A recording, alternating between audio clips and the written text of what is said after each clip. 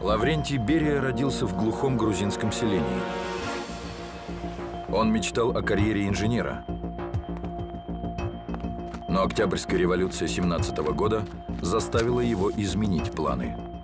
Во время учебы в механико-строительном училище он примкнул к большевикам и стал профессиональным чекистом. Партийное руководство оценило деловую хватку Берии. Он успешно подавил ряд антисоветских восстаний и быстро продвигался по службе. В 33 года Лаврентий Берия уже руководил Компартией всего Закавказья и отвечал за хозяйство огромного края. Через 6 лет по личному приглашению Сталина он переехал в Москву, чтобы возглавить наркомат внутренних дел Советского Союза. Началась Бериевская оттепель. Снизился масштаб репрессий. Многие заключенные вышли из лагерей. В рамках ГУЛАГа была создана система режимных конструкторских бюро – «Шарашек». Также Берия руководил стратегической разведкой. Он первым получал секретные донесения о том, что Гитлер планирует напасть на Советский Союз. Страна готовилась к большой войне.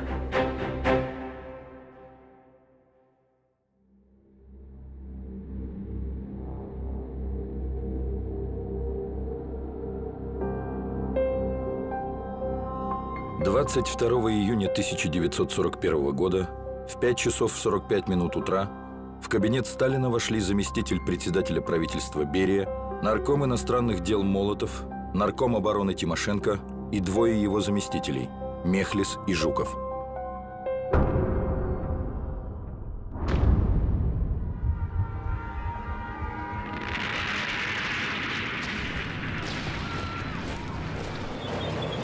Начиналась война, которая испытает на прочность всю страну – рядовых и генералов, инженеров и крестьян, рабочих и членов правительства. Берия понимал, что путь к победе будет нелегким. На карту поставлена независимость огромной державы, а последствия ошибочных решений могут стать необратимыми не только для Советского Союза, но и для всего мира.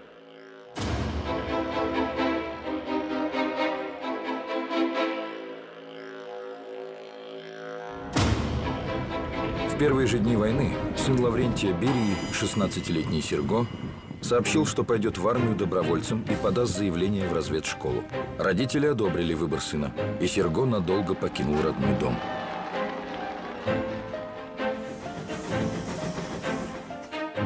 Члены советского правительства никогда не прятали своих детей от фронта. Все сыновья Сталина воевали в действующей армии.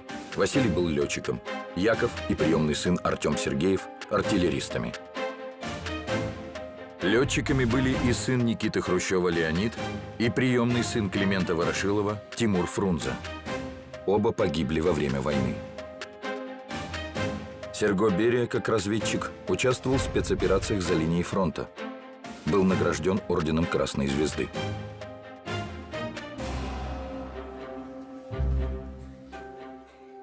Тем временем его отцу приходилось решать все более сложные и масштабные задачи.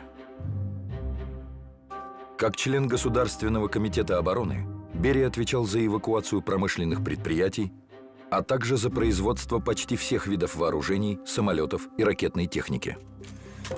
Индустриализация в 30-е годы позволила СССР значительно снизить зависимость страны от внешних поставок техники и оборудования. 9800 крупных предприятий, построенных в эти годы, создали в СССР промышленную базу, почти независимую от импорта. За 10 предвоенных лет заводы Советского Союза выпустили 700 тысяч тракторов, или 40% от их общемирового производства. С началом войны эти заводы перешли на выпуск вооружения и вместо тракторов производили уже танки. Накануне Великой Отечественной войны в СССР разрабатывались и внедрялись новые виды техники. Тяжелый танк КВ, средний танк Т-34, самолеты, истребители Як-1, Лак-3, МиГ-3, штурмовик Ил-2, бомбардировщик П-2, реактивные установки на машинах «Катюшек». Эти разработки стали возможны после создания системы подготовки научно-технических кадров, а также конструкторских бюро и опытных цехов. В итоге, всего через год после начала войны Советский Союз сравнялся по выпуску вооружений с Германией и захваченными Гитлером странами Европы, а к 1944 году уже превосходил противника в производстве военной техники. И речь шла не только о количестве. Немецкое оружие в целом в последние годы войны уступало советскому по качественным характеристикам.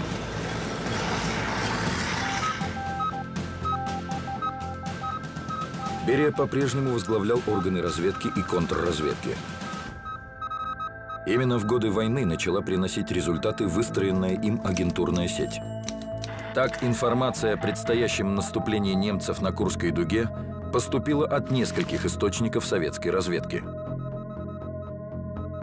Некоторые из них остаются неизвестными до сих пор. Из донесений разведчиков Ставка Верховного Главнокомандования знала и о немецких планах направить танковую армию фон Клейста на Кавказ. Целью операции «Эдельвейс» был захват крупнейших в Европе нефтяных месторождений Баку и Грозного. А от того, кто будет владеть кавказской нефтью, во многом зависели шансы на победу в войне. Наступление вермахта развивалось быстрее, чем ожидала Ставка Верховного Главнокомандования. Немцы прорвали Южный фронт и, не встречая серьезного сопротивления, захватив горные перевалы, устремились к Грозному и Баку. Сталин поставил перед Берией задачу не допустить дальнейшего продвижения немцев к стратегическим запасам нефти. 23 августа 1942 года Лаврентий Берия вылетел из Москвы в Тбилиси. Его сопровождали несколько офицеров-грузин, отобранные им для организации обороны Кавказа. В небе над Баку из-за технической неисправности самолет загорелся. Лишь мастерство полковника Грачева, личного пилота Берии, позволило сбить пламя в воздухе. Ночью самолет приземлился в столице Грузии. Тут же, не теряя времени, Берия и его спутники отправились в Моздок.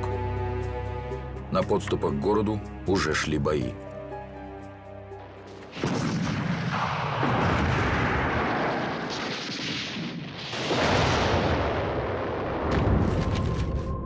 Руководство обороной Кавказа Берия фактически взял на себя. Прежде всего, он произвел ряд кадровых замен, поставив во главе армии молодых и способных командиров. Распорядился о переброске на Кавказ новых воинских соединений. По приказу Берии пограничные части немедленно перекрыли горные перевалы. Мобильные горнострелковые отряды были укомплектованы профессиональными альпинистами и снабжены бесшумным оружием.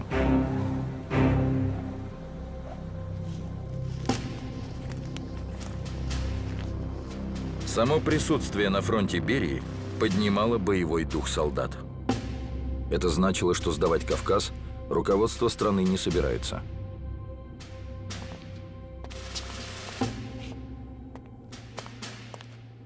Уже к ноябрю немецкое наступление было остановлено. После ареста Берии в 1953 году среди предъявленных ему обвинений звучало и такое. Почему осенью 1942 года он не разрешил использовать войска НКВД в боях на Кавказе? Не пытался ли он таким образом развалить Закавказский фронт и отдать Кавказ немцам?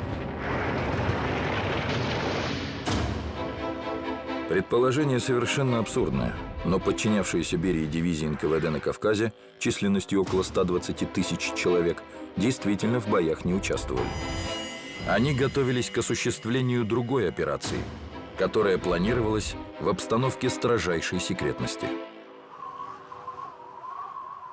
Еще до вторжения немецких войск на Северный Кавказ здесь начались вооруженные стычки националистических группировок с советскими органами власти.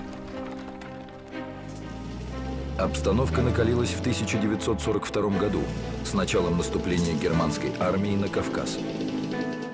Фашисты сразу попытались привлечь на свою сторону местное население и с этой целью развернули пропагандистскую кампанию. На нее откликнулись участники бандформирований, которые оказали поддержку вермахту в захвате кавказских территорий. Отряды бандитов нападали на обозы Красной Армии, грабили и убивали местное население, препятствовали перегруппировке советских частей. К бандам присоединялись дезертиры, многие из них с личным оружием. Националистами, как правило, руководили немецкие агенты, засланные в советский тыл для организации восстаний и диверсий. Уже после освобождения Северного Кавказа бандиты продолжали борьбу против регулярных частей Красной Армии и войск НКВД. Они организовывали засады, убивали местных партийных и хозяйственных руководителей, угоняли из колхозов скот. Диверсии прекратились лишь после 1944 года, когда советское руководство приняло решение о депортации, то есть насильственном переселении некоторых кавказских народностей в отдаленные районы Советского Союза, на Урал, в Сибирь, Казахстан и Среднюю Азию. Проведением депортаций руководили комиссар госбезопасности второго ранга Иван Серов, а также Богдан Кабулов, который долгие годы входил в ближайшее окружение Лаврентия Берии.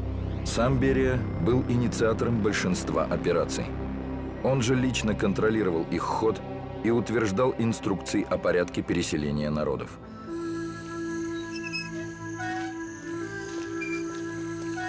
На сборы переселенцам давалось 24 часа. Хотя главной целью репрессий были бандиты и пособники врага, при этом пострадало множество невинных людей – женщин, детей, стариков. По разным данным, в годы войны были принудительно переселены представители 61 национальности. Согласно секретным инструкциям, переселению не подлежали военнослужащие и женщины, состоявшие в браке с лицами иных национальностей. Переселенные граждане не лишались избирательного права, сохраняли членство в партии, звания и должности. Им разрешалось взять до 500 килограммов личных вещей на семью. Деньги и ценности не изымались. Массовые депортации стали одной из позорных страниц советской истории. За вину отдельных лиц, народного меньшинства, наказывался весь народ целиком. Решения о переселении принимались несмотря на то, что в Красной Армии продолжали служить и героически воевать с неприятелем многие представители осужденных народов. Еще в феврале 1941 года из НКВД в отдельную структуру выделили Народный комиссариат государственной безопасности, будущий КГБ. Во главе встал Всеволод Меркулов, входивший в ближайшее окружение Лаврентия Берии. Однако рабочая нагрузка Берии от этого не снизилась. На него легла ответственность за новые направления работы НКВД, которые возникали во время войны. Берия официально отвечал за охрану советской делегации во главе со Сталиным на Тегеранской конференции в ноябре-декабре 1943 года. Он обеспечивал безопасность проезда литерного поезда из Москвы в Баку. При этом немецкие войска все еще находились на территории СССР, и в пути состав едва не попал под налет германских бомбардировщиков. Из Баку до Тегерана делегация летела на 2 самолетах «Дуглас». Их сопровождало 27 советских истребителей.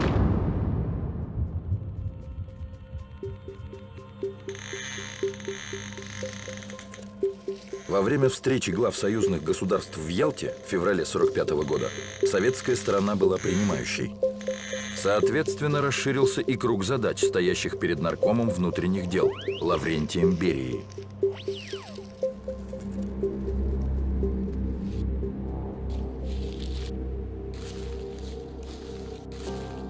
Еще недавно в Крыму хозяйничали гитлеровцы. Предстояло освободить железнодорожные пути от немецких мин-ловушек, привести в готовность намеченные для использования здания, наладить работу связи, организовать охрану объектов специального назначения. Не менее сложной оказалась подготовка Потсдамской конференции, или операции «Пальма», как она называлась в советских документах. План действий был утвержден 6 июня 1945 года приказом Берии. Система мероприятий включала в себя расчистку дорог, уборку разрушенных зданий, восстановление мостов, телефонных станций, систем водоснабжения и канализации, запуск 2 электростанций и подготовку 2 аэродромов к приему самолетов всех типов. Кроме того, предстояло обнаружить и обезвредить тысячи неразорвавшихся боеприпасов. В течение месяца их ежедневно вывозили из окрестностей Берлина десятки грузовиков. За безопасность спецпоезда Сталина, прибывавшего из Москвы, отвечали 17 тысяч солдат и офицеров войск НКВД. 2 июля 1945 года Берия доложил Сталину и наркому иностранных дел Вячеславу Молотову о завершении подготовки операции «Пальма». Через 15 дней Потсдамская конференция начала свою работу. В Потсдаме президент США Гарри Труман сообщил Сталину об успешном испытании американцами ядерного оружия.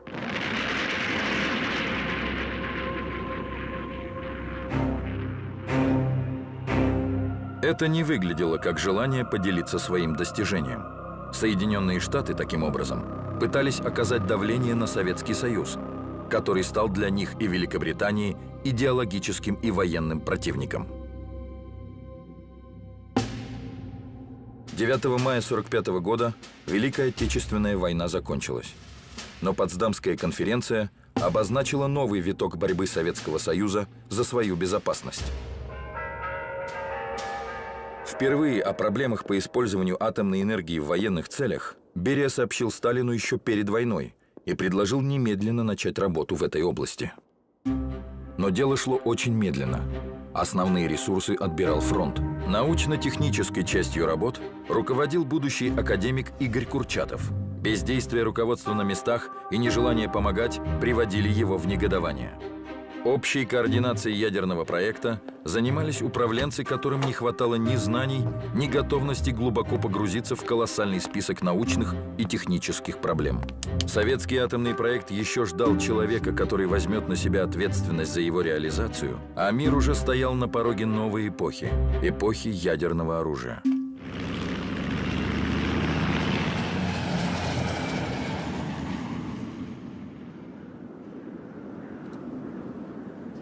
6 августа 1945 года США сбросили атомную бомбу на Хиросиму.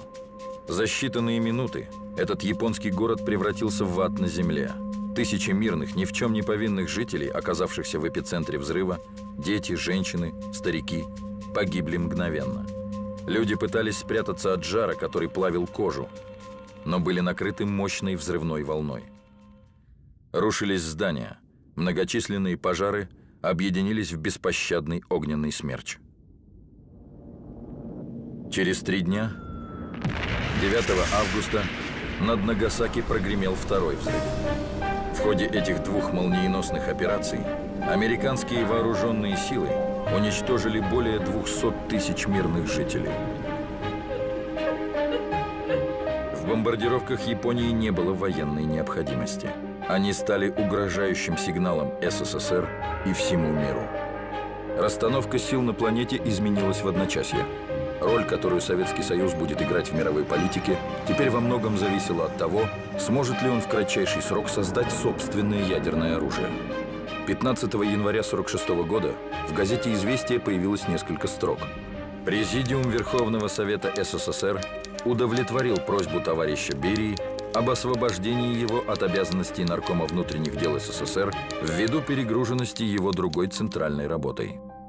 О сути новой работы ничего не сообщалось, ведь постановление Государственного комитета обороны от 20 августа 1945 года носило гриф «Совершенно секретно».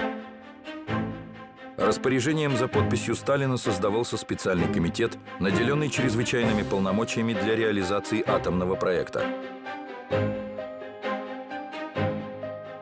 Как председатель специального комитета, Лаврентий Берия был наделен небывалой для тех лет свободой принимать решения.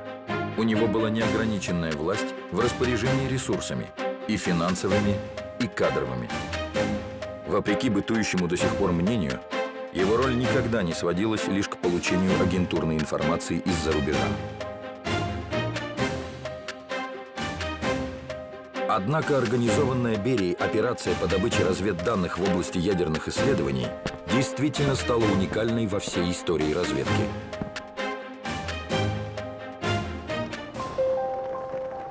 Еще в военные годы советские агенты были внедрены в научные и конструкторские центры США, где создавалось атомное оружие. В итоге, всего через 12 дней после окончания сборки в США первой ядерной бомбы в Москве получили описание ее устройства. Выдающиеся отечественные физики, трудившиеся над атомным проектом, Игорь Курчатов, Юлий Харитон, Исаак Кикоин, Яков Зельдович, Лев Ландау, Абрам Алиханов, Георгий Флеров и многие другие опирались на готовые зарубежные разработки, что значительно ускорило решение принципиального вопроса – конструкции атомной бомбы.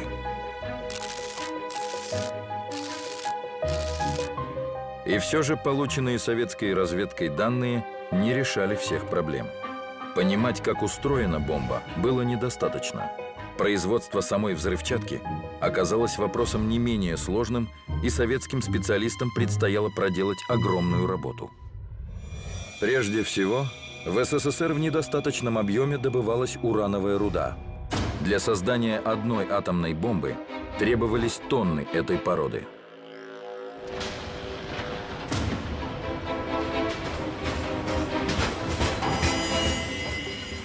Урановые руды на месторождениях в среднем содержат не более 0,2% природного урана, который состоит из 3 изотопов. Урана-238 содержание 99,2%, урана-235 0,72% и урана-234.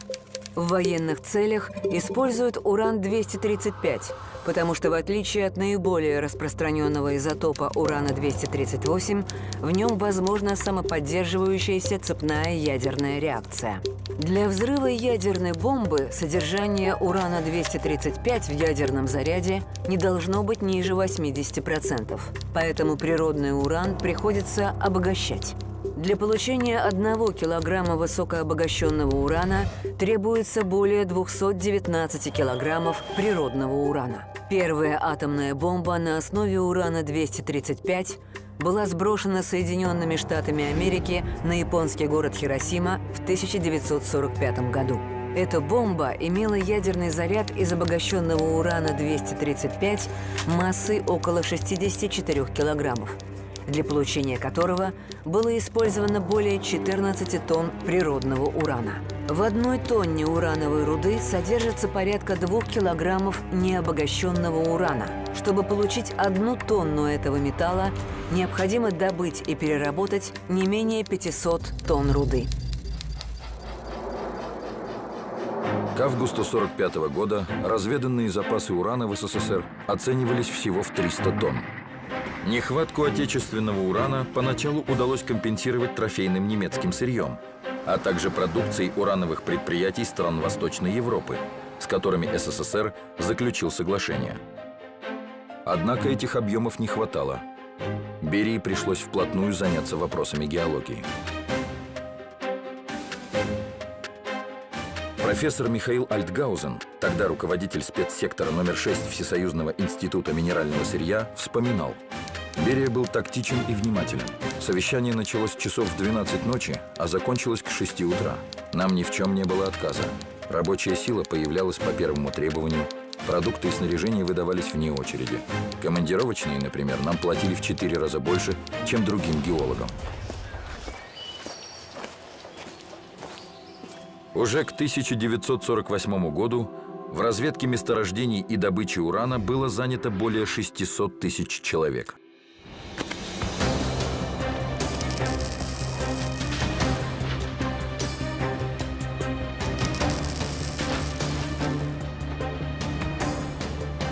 К строительным и геолого-разведочным работам привлекли тысячи заключенных ГУЛАГа, а также немецких военнопленных.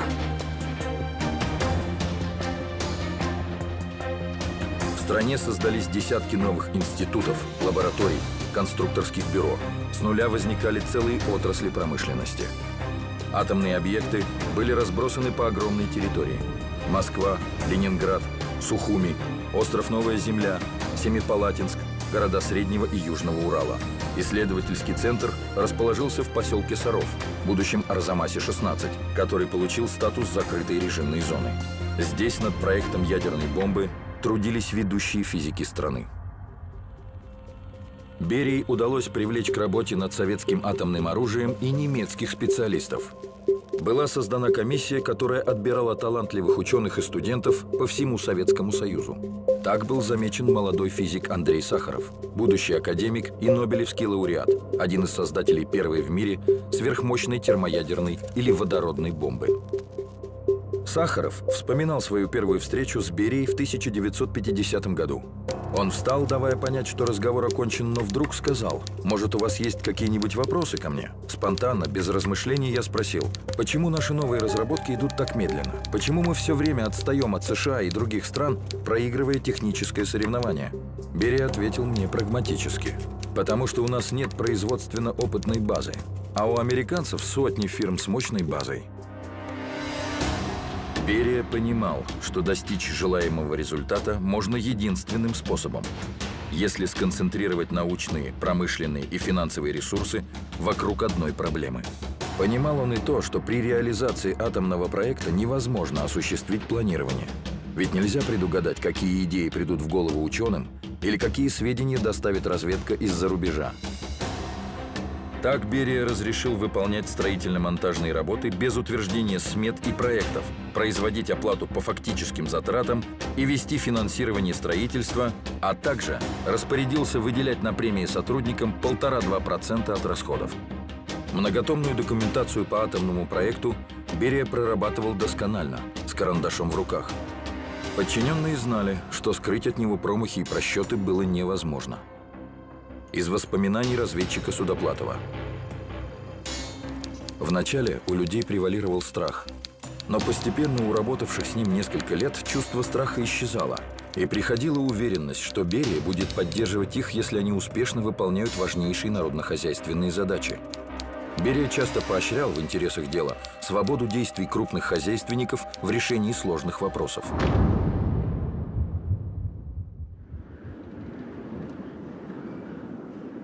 Через 4 года после создания специального атомного комитета учебный полигон номер 2 в Казахстане готовился к первому испытанию бомбы РДС-1.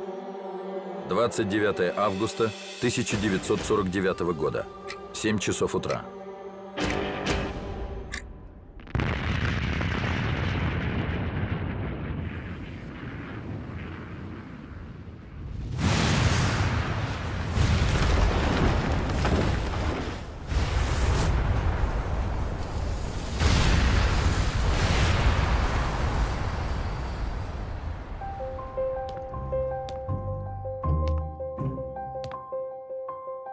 К моменту взрыва под Семипалатинском из донесений разведки уже было известно, что американцы работают над созданием бактериологического оружия.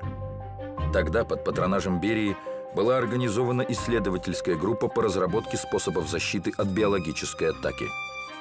В нее входил будущий главный государственный санитарный врач СССР Петр Бургасов. Из воспоминаний Бургасова. Когда мы приходили к нему в кабинет, он доставал большой блокнот. Он не любил никаких вступлений и различных разговоров. И когда мы ему докладывали, он в это время рисовал что-то в своем блокноте. Я вначале не понимал, в чем дело. Но у человека была такая манера, чтобы сосредоточиться, изображать что-то у себя в блокноте. Другой важной государственной задачей стало создание систем противовоздушной обороны и ракетного оружия. Советское ракетостроение рождалось под непосредственным контролем Берии. Так закладывалась основа для освоения космоса. Сергей Королев еще в 1946 году был назначен главным конструктором особого конструкторского бюро ОКБ-1, которое занималось разработкой баллистических и геофизических ракет.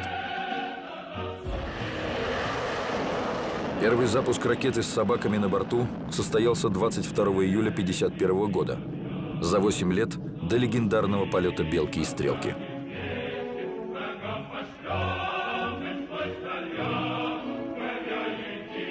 Как человек прагматичный, Берия вначале относился к полетам в космос с долей иронии.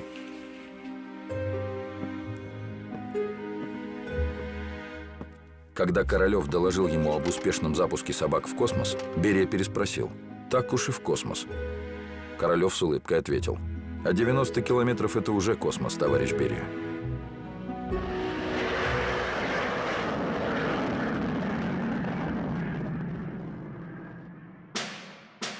В феврале 1953 года Берия поставил свою подпись под двумя постановлениями Совмина СССР о трехлетних планах опытно-конструкторских и научно-исследовательских работ по ракетам дальнего действия. Закладывался мощный фундамент для создания будущих межконтинентальных и космических ракет. Появятся Р-7, разработанная Сергеем Королевым, ракеты «Буря» Семена Лавочкина и «Буран» Владимира Месищева. Берия отвечал не только за науку. Он не забыл и о своем юношеском увлечении архитектурой.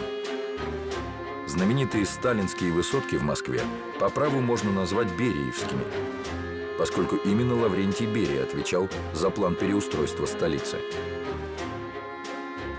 Он же отстаивал идею просторных квартир с высокими потолками для советских граждан. Эти дома до сих пор называют сталинками. А вот к развернувшейся в стране борьбе с космополитизмом Берия не имел никакого отношения. Политическая кампания была направлена против советской интеллигенции и носила выраженный антисемитский характер. После смерти Сталина именно Берия первым выдвинул предложение прекратить дело врачей и реабилитировать осужденных по делу еврейского антифашистского комитета. Дело врачей начала 50-х годов 20 века. В материалах следствия дело о сионистском заговоре в МГБ.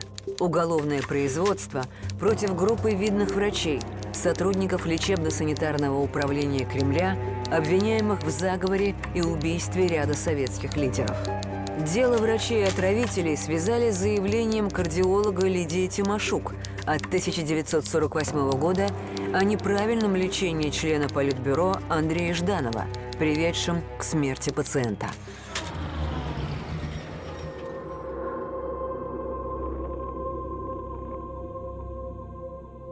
Инициированные эти дела были лично Сталиным, а разрабатывались Министерством госбезопасности, которое в послевоенные годы возглавлял Виктор Абакумов. В 1951 году Абакумова арестовали, его сменил Семен Игнатьев. Отношения у Берии с обоими были, мягко говоря, натянутыми. Особенно Берию раздражало то, что Игнатьев довел разведку до удручающего состояния. Засилье непрофессионалов приводило к массовым провалам, разоблачению агентуры и появлению перебежчиков.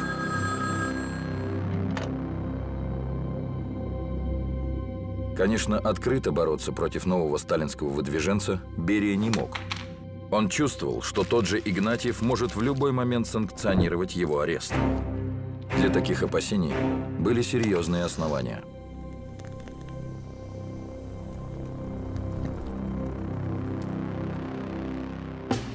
В ноябре 1951 года в Грузии арестовали ряд руководителей. Все они ранее входили в близкий круг Берии. Как и он, были мингрелами.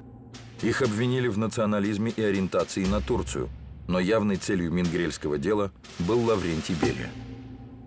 Сталин давал понять своему соратнику: несмотря на все его заслуги и успехи, от него в любой момент можно легко избавиться. Незаменимых в стране нет. Тем, кто, как Берия, почувствовал себя незаменимым, следовало, по мысли Сталина, указать на место. Но тогда Берия остался на свободе.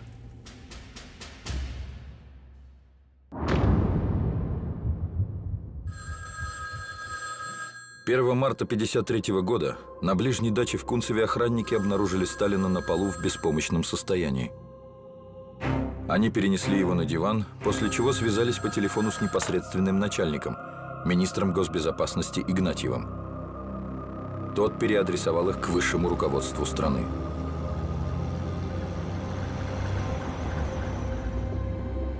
Ночью 4 самых приближенных к вождю руководителей партии и правительства – Берия, Маленков, Хрущев и Булганин – собрались на даче Сталина, чтобы оценить ситуацию. Потревожить самого Сталина не решились. По сообщению охраны, он спал. О том, чтобы пригласить врачей, речь не шла. В сталинском понимании они были убийцами. И рисковать никто из его окружения не хотел. На следующий день охрана, боясь обвинений в бездействии, снова позвонила наверх. Только тогда бюро Президиума ЦК приняло коллективное решение вызвать к Сталину врачей. Те поставили диагноз кровоизлияния в мозг. 4 марта в газетах появилось первое официальное сообщение о болезни Сталина. Это означало, что надежд на выздоровление нет. В тот же день Берия и Маленков подготовили предложение о новом составе высшего руководства страны. Через день они были единогласно приняты на пленуме ЦК, который состоялся в Большом Кремлевском дворце. Сталинские последователи создавали систему власти, в которой никто не мог бы претендовать на роль безусловного лидера. Руководство аппаратом ЦК партии было поручено Хрущеву. Председателем Совета министров, то есть главой правительства, стал Маленков. Одним из его первых заместителей – Берия. Он же становился и министром внутренних дел. Сталин лишался руководящих постов, но был формально включен в состав нового президиума ЦК. 5 марта 1953 года в 21 час 50 минут после мучительной агонии он скончался. Ушел от нас человек, самый близкий и родной всем советским людям, миллионам трудящихся всего мира. Позднее появилась версия о том, что Берия подготовил заговор, в ходе которого Сталина отравили. Но для нее нет серьезных оснований. Более того, Берия к тому моменту не имел реальных рычагов для осуществления такой операции. Зато теперь, когда вождь умер, у Берии появлялся шанс воплотить в жизнь экономические и политические реформы, которые, как он считал, давно назрели в стране. Снова заняв пост главы Министерства внутренних дел, он запустил процесс реабилитации и пересмотра сфальсифицированных дел. Был издан приказ о запрещении применения к арестованным каких-либо мер принуждения и физического воздействия. Берия также выступил за расширение гражданских прав населения. Из записки Берии в Президиум ЦК КПСС об упразднении паспортных ограничений от 13 мая 1953 года. Наличие в стране широких паспортных ограничений создает трудности в устройстве не только для граждан, отбывших наказание, но и для членов их семей, которые также в связи с этим нередко бедствуют и испытывают материальные лишения. Следует отметить, что такой практики паспортных ограничений не существует ни в одной стране.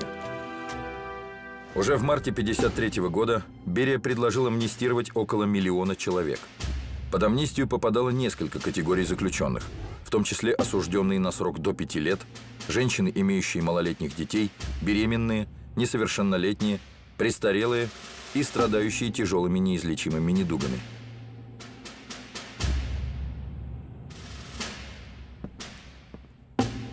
Берия представил записку как рабочий документ, без юридической составляющей.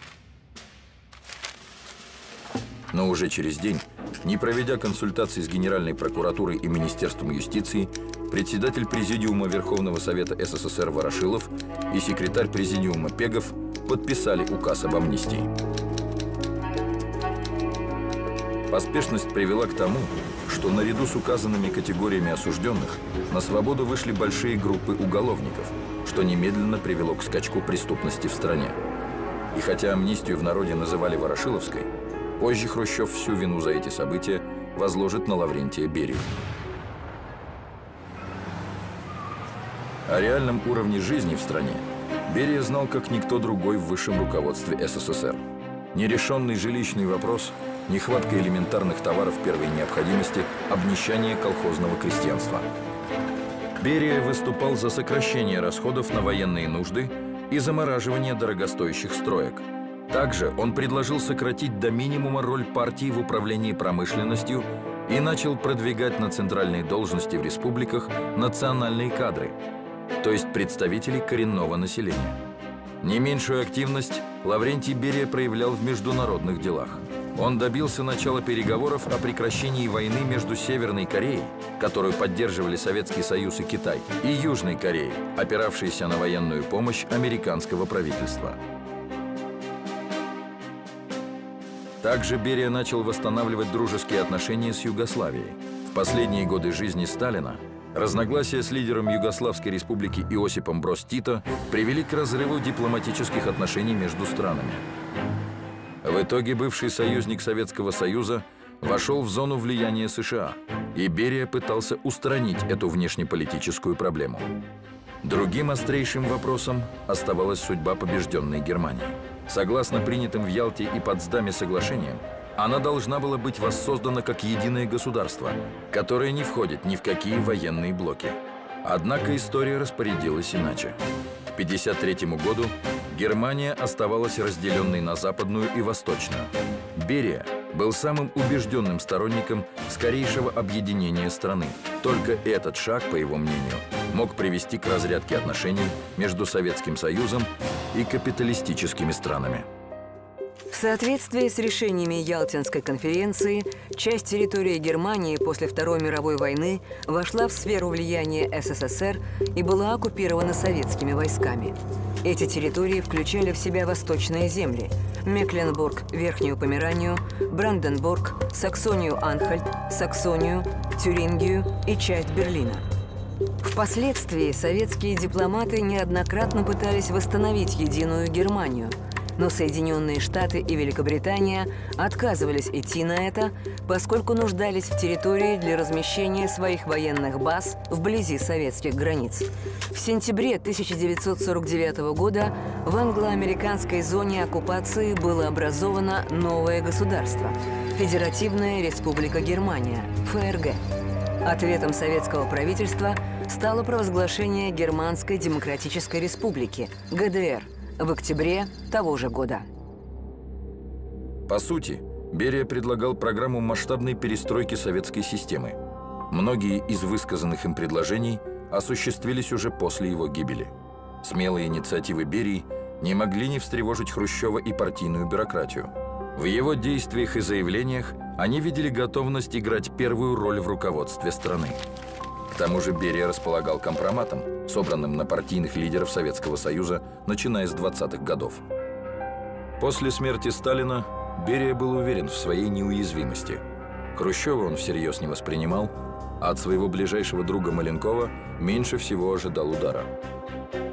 Однако Хрущеву, который в обстановке строжайшей секретности планировал заговор против Берии, удалось склонить Маленкова на свою сторону. Министр обороны Булганин обеспечил поддержку армии. Маршал Жуков тоже встал на сторону заговорщиков. Обстоятельства ареста и смерти Лаврентия Берии до сих пор остаются предметом дискуссий. По официальной версии, 26 июня 1953 года Берию вызвали на совещание Совета министров СССР. Его обвинили в буржуазном перерожденчестве и в подготовке государственного переворота.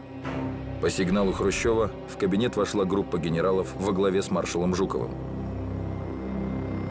Берию арестовали и отвезли в подземный бункер штаба Московского военного округа. Там Лаврентий Берия в течение полугода ожидал суда. Впрочем, в эту историю верят не все. Серго Берия высказал версию о том, что его отца убили сразу после ареста, и что сам арест происходил 26 июня не в Кремле, а в их особняке на Малой Никитской улице. По другой версии, Берия был расстрелян в бункере штаба Московского военного округа задолго до вынесения ему смертного приговора.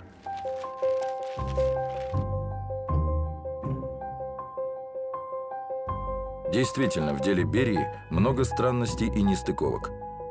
Например, постановление на его арест было выписано 8 июля, то есть спустя 12 дней после официальной даты ареста.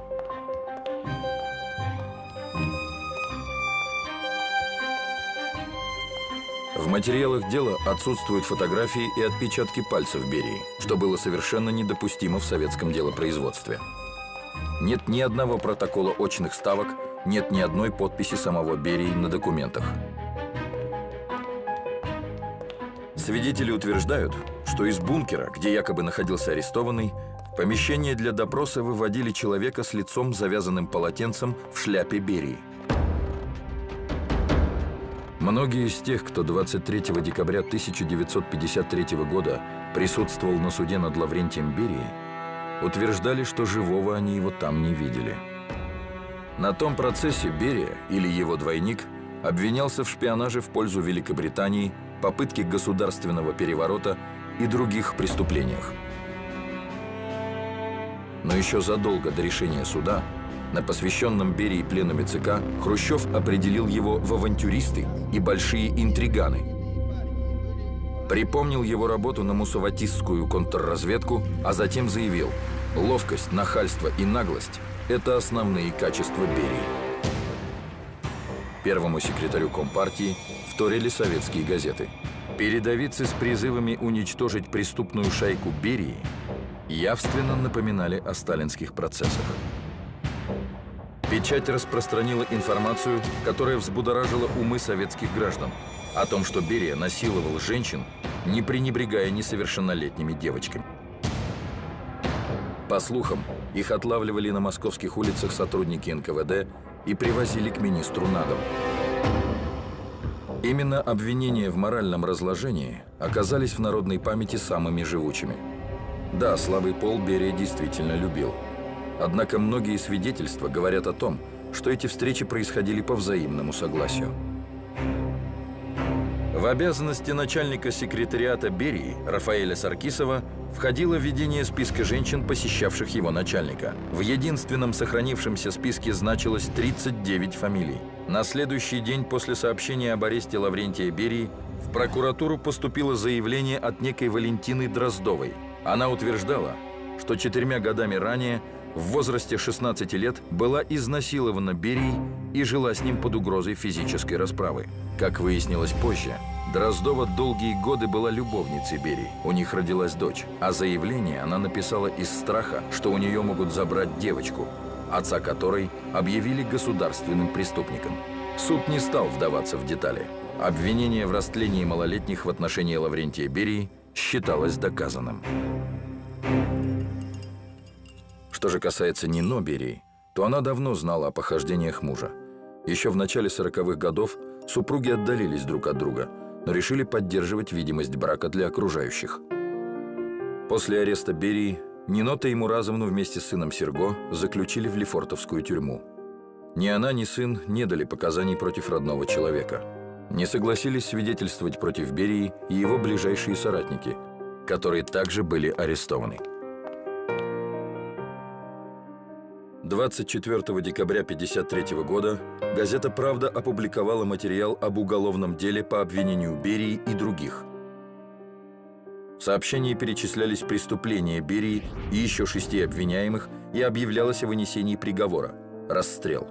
Жирным шрифтом было напечатано: «Приговор приведен в исполнение». Точное место захоронения Берии неизвестно до сих пор. Официально считается, что его прах захоронен в одной из общих могил на Новом Донском кладбище. Однако справка о кремации тела отсутствует. В 1952 году вышел 5-й том Большой советской энциклопедии, в котором была статья о Берии с его портретом. В 1954 году подписчики Большой советской энциклопедии неожиданно получили письма от редакции, где им настоятельно рекомендовали ножницами или бритвой вырезать страницы, посвященные Берии, и вклеить другие, присланные в том же письме. Во времена хрущевской оттепели в печати и литературе произошла демонизация образа Берии. На него, как на главного инициатора, возлагали вину за все массовые репрессии. Он стал фигурой, на которую повесили грехи сталинской эпохи. В мае 2002 года военная коллегия Верховного суда Российской Федерации окончательно признала Лаврентия Берию лицом, не подлежащим реабилитации. Причастность к массовым репрессиям и организации депортации народов перевесила все, что Берия сделал для страны: обеспечение обороноспособности в военные и послевоенные годы, организацию масштабных работ по созданию атомной бомбы, бактериологического оружия и ракетно-космических войск, без которых Советский Союз не смог бы установить военный паритет с Соединенными Штатами. Были забыты и смягчение режима в ГУЛАГе, и первые реабилитации несправедливо осужденных, и попытки демократизировать систему после смерти Сталина. Воображению последующих поколений рисовался мстительный тиран, утопающий в крови своих врагов. Правда в том, что Берия, как, впрочем, и все государственные руководители того времени, невысоко ценил человеческие жизни. Сожалел ли он о погубленных при его участии жертвах режима? Или шагал вперед, не задумываясь? Этого мы никогда не узнаем.